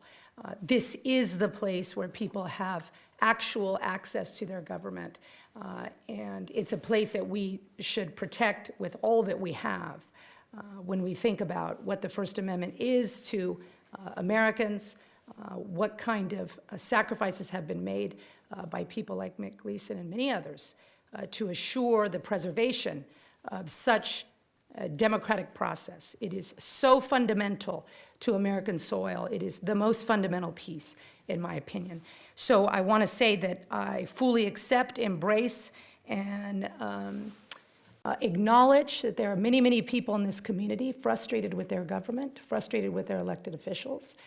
And this is the place by which they get to talk openly, freely, and without any form of intimidation, talk to their government and make sure that their government is hearing them. So I really appreciate the conversation. It is a difficult one, one in which I think we all should strive towards civility for, because as my colleague Mick Gleason has pointed out, we have real challenges coming into 2020.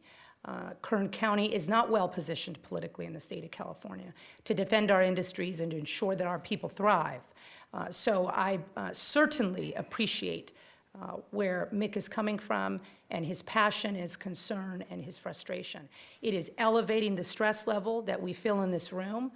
It's elevating the tension between our workforce and this board. And everywhere that I go, to Supervisor Couch's statement that I think was very fair, and I appreciate it, the way people feel is the way that they feel. And I hear now, time and time again, no matter what employee group I'm talking to, from the bottom to the top in terms of pay scale, almost all are frustrated with this body, frustrated with having gone 10 years without a raise.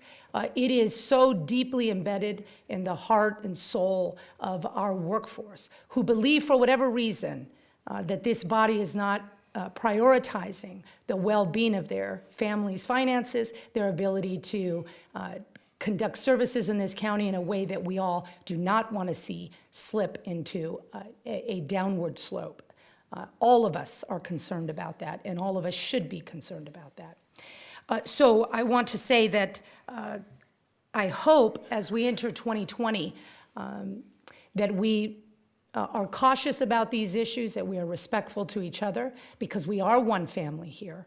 But the frustration that I am hearing from employees, from the firefighters union and other unions is palpable. I think it is authentic, as is my colleagues' concern about the way in which we work out our government here locally.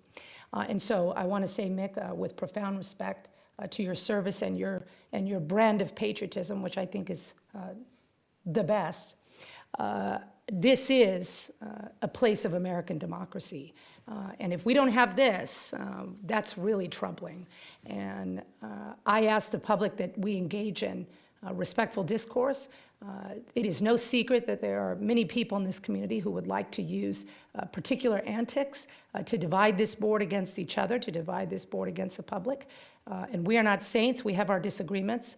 But we need to prioritize the well-being of this county, its fiscal solvency, and of course the way in which our workforce believes that it is either valued or ignored by this board. I think we are at a tipping point on that issue, and I want to help lead that discussion for this body, because we have real challenges in 2020, and it is better in every regard that we are united as a county to defend our industries, to defend our way of life, to include more people in that process so that we are stronger in that unification. And so I want to affirm my willingness to be viciously criticized by the public. It is the way that voters keep their electeds accountable. It is not fun. Nobody likes it, but it is the essence of our American democracy, and I stand by it. So as we move forward, I think we should take very seriously the way in which unions are talked about, the way in which pensions and the way in which pension spiking is thought of and frankly weaponized in the community because of a lot of fear and a lot of unknown realities. And I appreciate the chairman's ask to help us get some clarity on these matters so that when we discuss it, we are discussing facts as they relate to Kern County, its solvency, and its sustainability, which I presume that all of us are united in. So thank you. I appreciate the research that will be done, and I look forward to a healthy and robust conversation about what we're really talking about here. And again, my utmost, deepest, and lifelong respect to a great patriot, Mick Gleason. Well said, thanks. Thank you. I don't have any other lights on, so I'll move on. I think the next item is item 38. It is a presentation on the Child Death Review Team Annual Report for calendar year 2018. Mr. Constantine. Mr. Chairman, and if I could hand this to the clerk of the board for the presentation.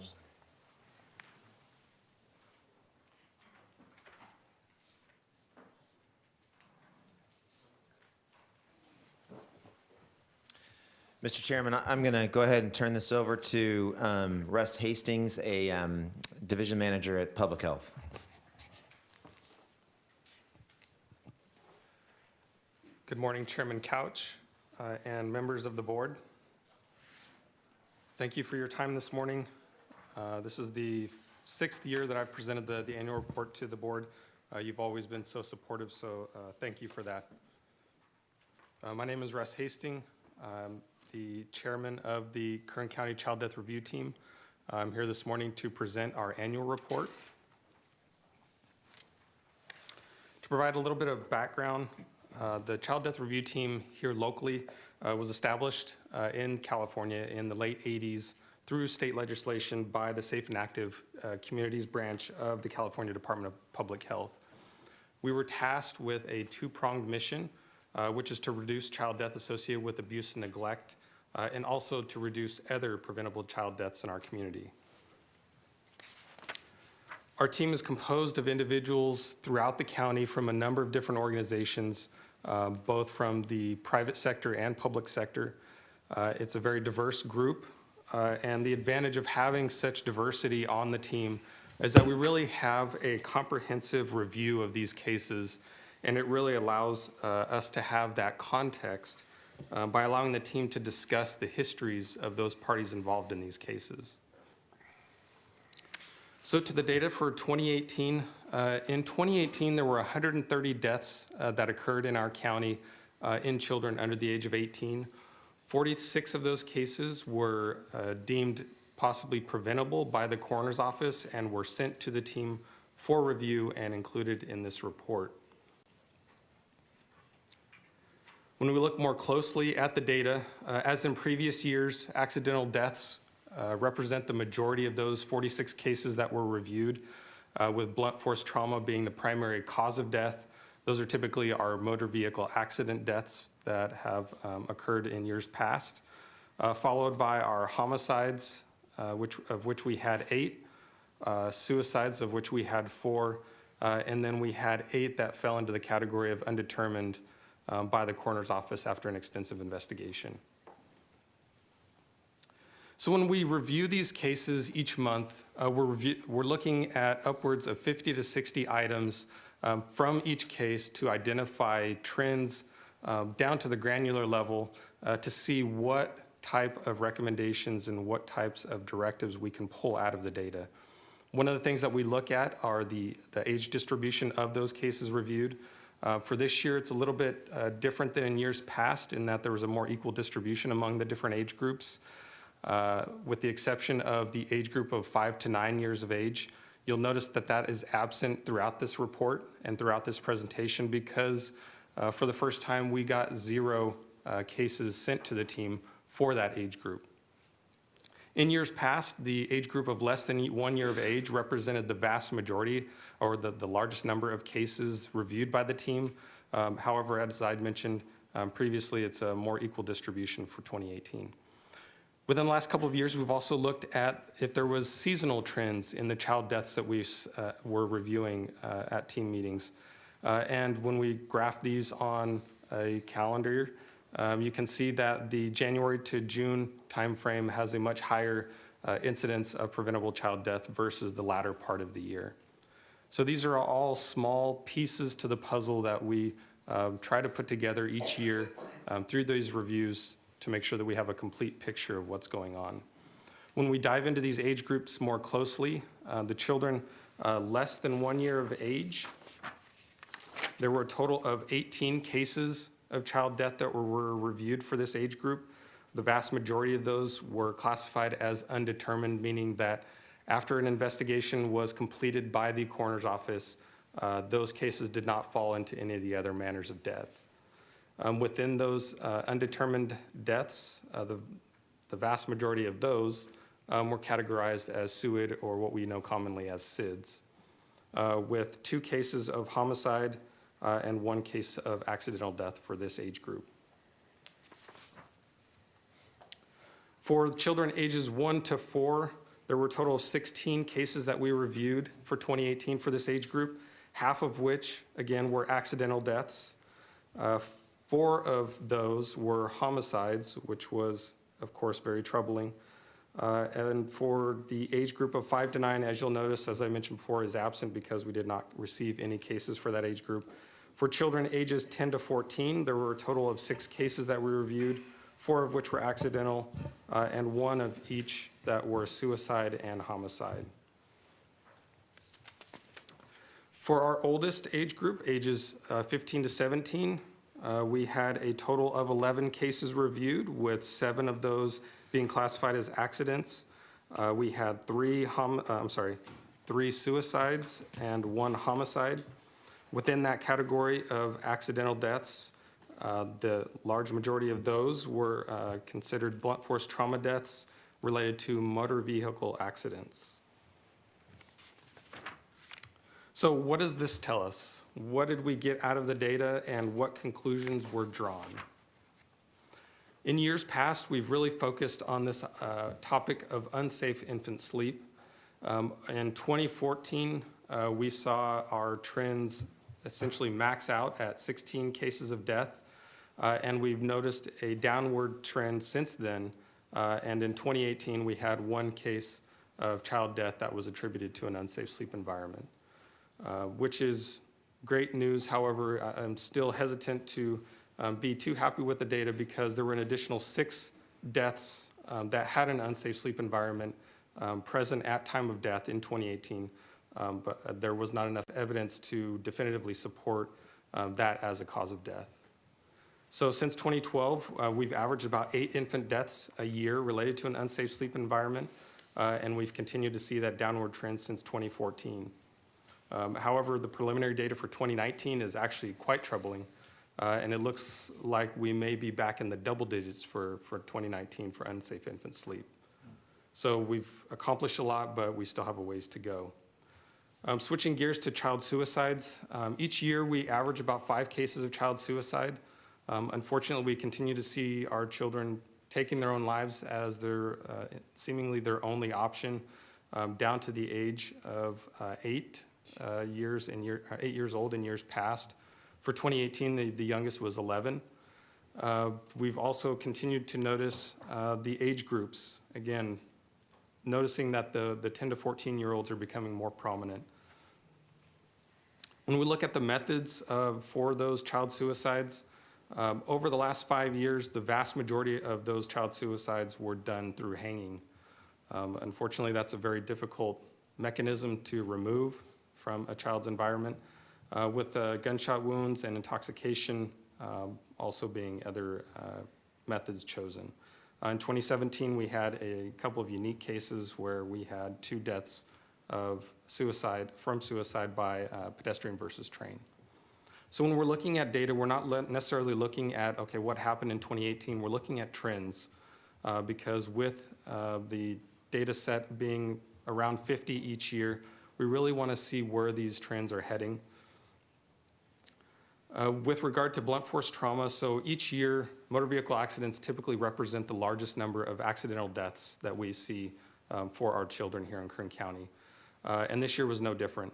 It was the most common cause of accidental death in 2018 in the age group of 1 to 4 years, as well as 15 to 17. There were some commonalities among those cases in terms of lapse in supervision and lack of CPR training that may have affected the outcome of some of those cases. When we look specifically at those motor vehicle accidents, that was the most common cause, as I mentioned before, of accidental deaths in 2018 in children ages 15 to 17. And it was a combination of those occupants being both restrained or unrestrained, with one death being attributed to a pedestrian versus vehicle when the child tried to cross the street and didn't quite make it.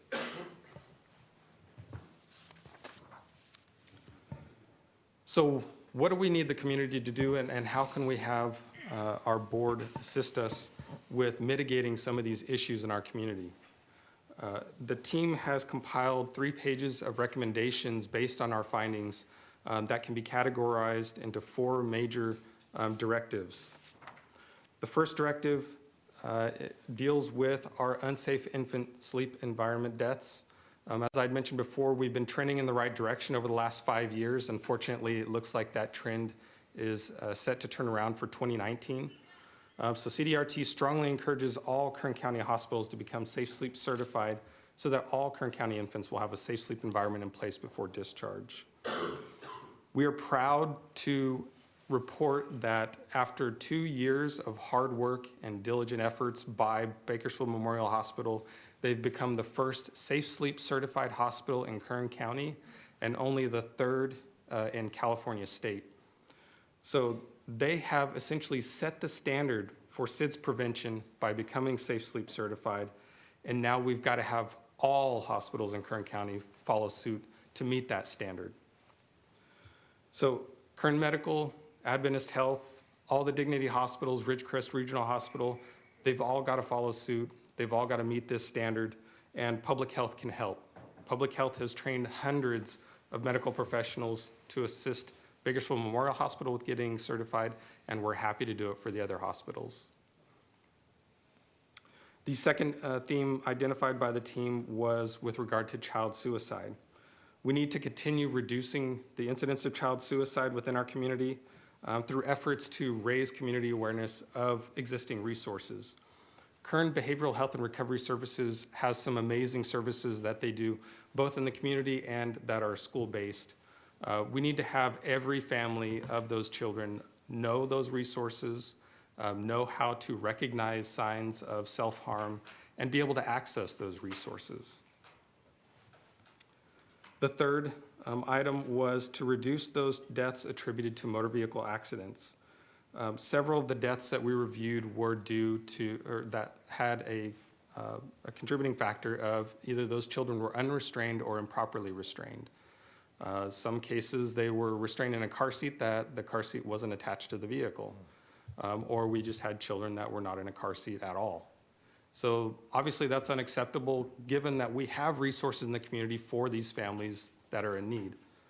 There are several programs that are available, one through public health and another through law enforcement agencies, and we are happy to assist and continue assisting with mitigating that issue. Over the last couple of years, we've provided hundreds of car seats to those families in need in the hopes of preventing at least one death. And our fourth directive is with regard to our primary mission, which is to reduce those deaths attributed to child abuse and neglect. For this year, we had 8 homicides of our children here. 6 of those were under the age of 4. Those are children that are of the category of the silent age group. They're not quite in the public eye because they don't go to school. They spend most of their time at home. And so those are the age group that can be potentially impacted the most. And we really have to continue promoting the moniker that if you see something, say something. Every time that we see something and we don't say something, there's a potential that that could ultimately come to Child Death Review Team as a death as attributed to homicide. So as we reviewed these 46 cases over the last 12 months, there was a common theme that we pulled out this year versus in years past. It has applications in years past, but this kind of struck home, and that's the idea of complacency. In each of these different categories of child death that we reviewed, and each of these 46 cases is heartbreaking for obviously not only the family and friends of these children, but also for the team members. How can we help? How can we change the direction that the community is going? And we feel that's the idea of complacency. In several of these cases, it was this one night I put my child to bed, not in an unsafe sleep environment, not thinking that it would be the last night that I have with my child. Or there were lots of warning signs for some of these children that ultimately took their own lives, where if we would have just maybe posed those tough questions, how are you doing today? You look like something's bothering you. Let's have a conversation. And opening up that dialogue that potentially could affect the outcome. Or with motor vehicle accidents, making sure that our children are buckled in safely and appropriately every single time they get into a moving vehicle. It only takes one time, one accident, and that can result in a death of one of our children. And lastly, when we see signs of abuse and neglect in our community and we look the other way, we are culpable because we have a duty to protect those children, especially those children that don't have a voice. And it's as simple as making a phone call. Make a phone call to Department of Human Services, have a social worker follow up on it. It may be nothing, but it also may be everything. And making that one phone call may change the outcome and may save that child's life. So this idea of complacency is really something that we're pushing hard, and we really want all of us to be vigilant, everybody in the community, anybody who has contact with children, which is everyone, to make sure that we're vigilant in protecting our children and hopefully avoiding some of these deaths in future years' reviews. So I thank you for your time and appreciate your support over the years, and we'll open it up for questions. Thank you. Thank you. It's a tough, Mr. Constantine, you need to jump in there? Yes, sir. Okay. It's a tough subject. I know you have to do it every year.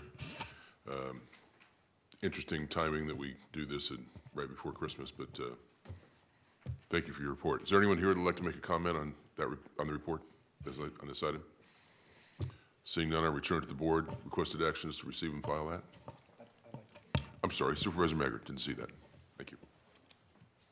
Thank you, Mr. Chairman. Mr. Hastings, I'd like to ask you to give us a little more information about a couple of points you made.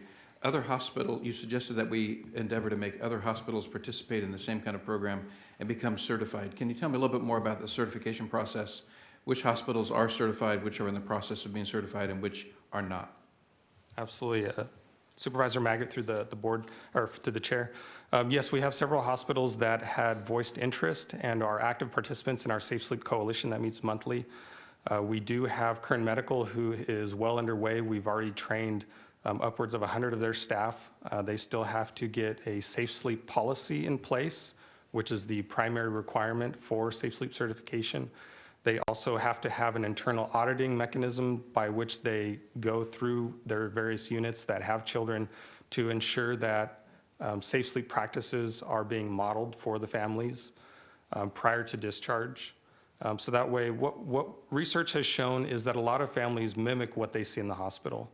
And when they see children being placed on their stomachs or being placed on their side while they're in the hospital, they carry those same practices home.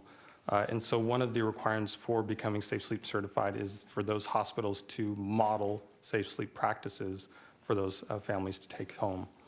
Another requirement is that they have a mechanism in place by which a safe sleep environment is provided to those families prior to discharge. And so like I mentioned, we have Kern Medical that is well underway. We had Adventist Health that had voiced interest.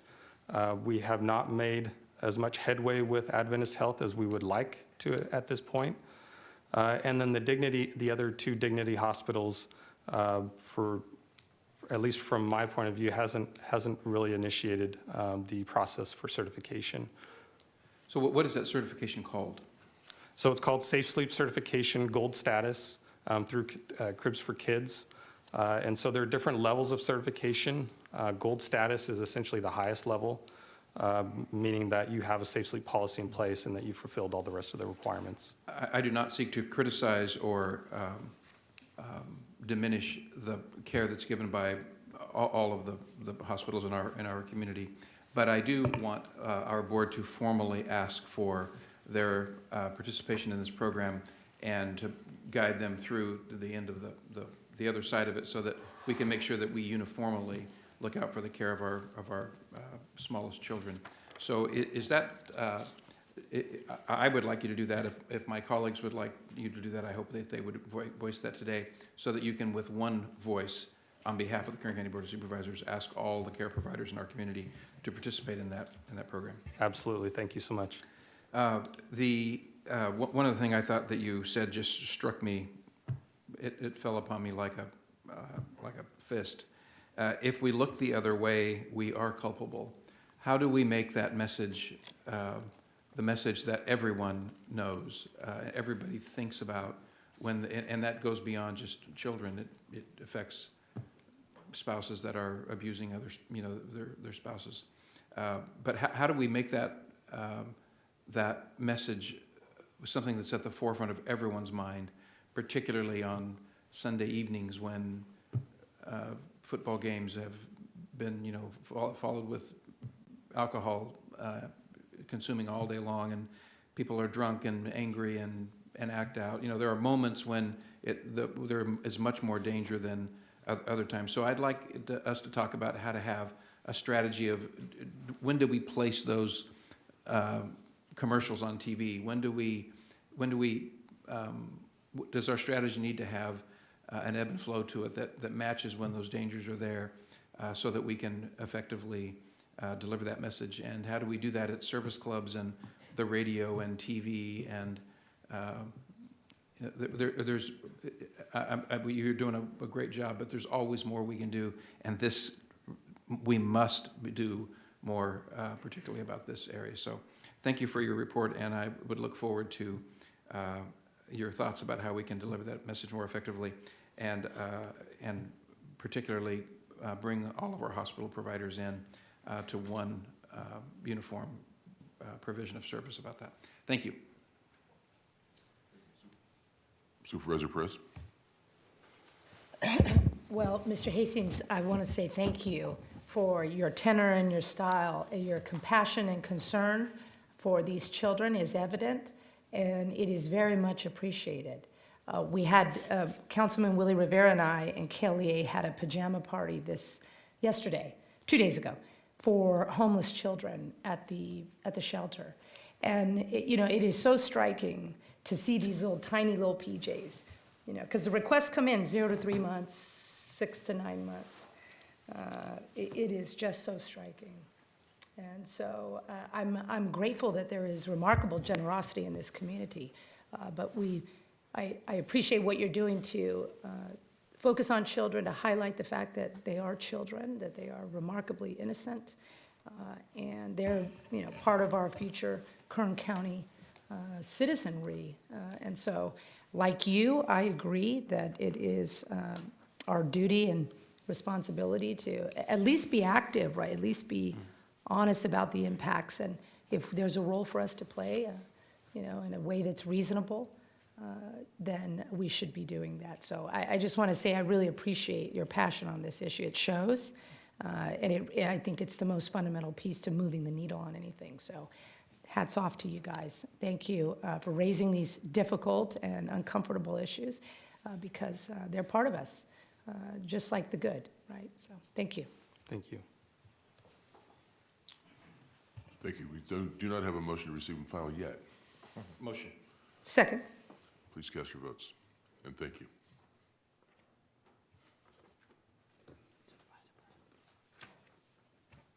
Thank you. The motion is approved. All ayes.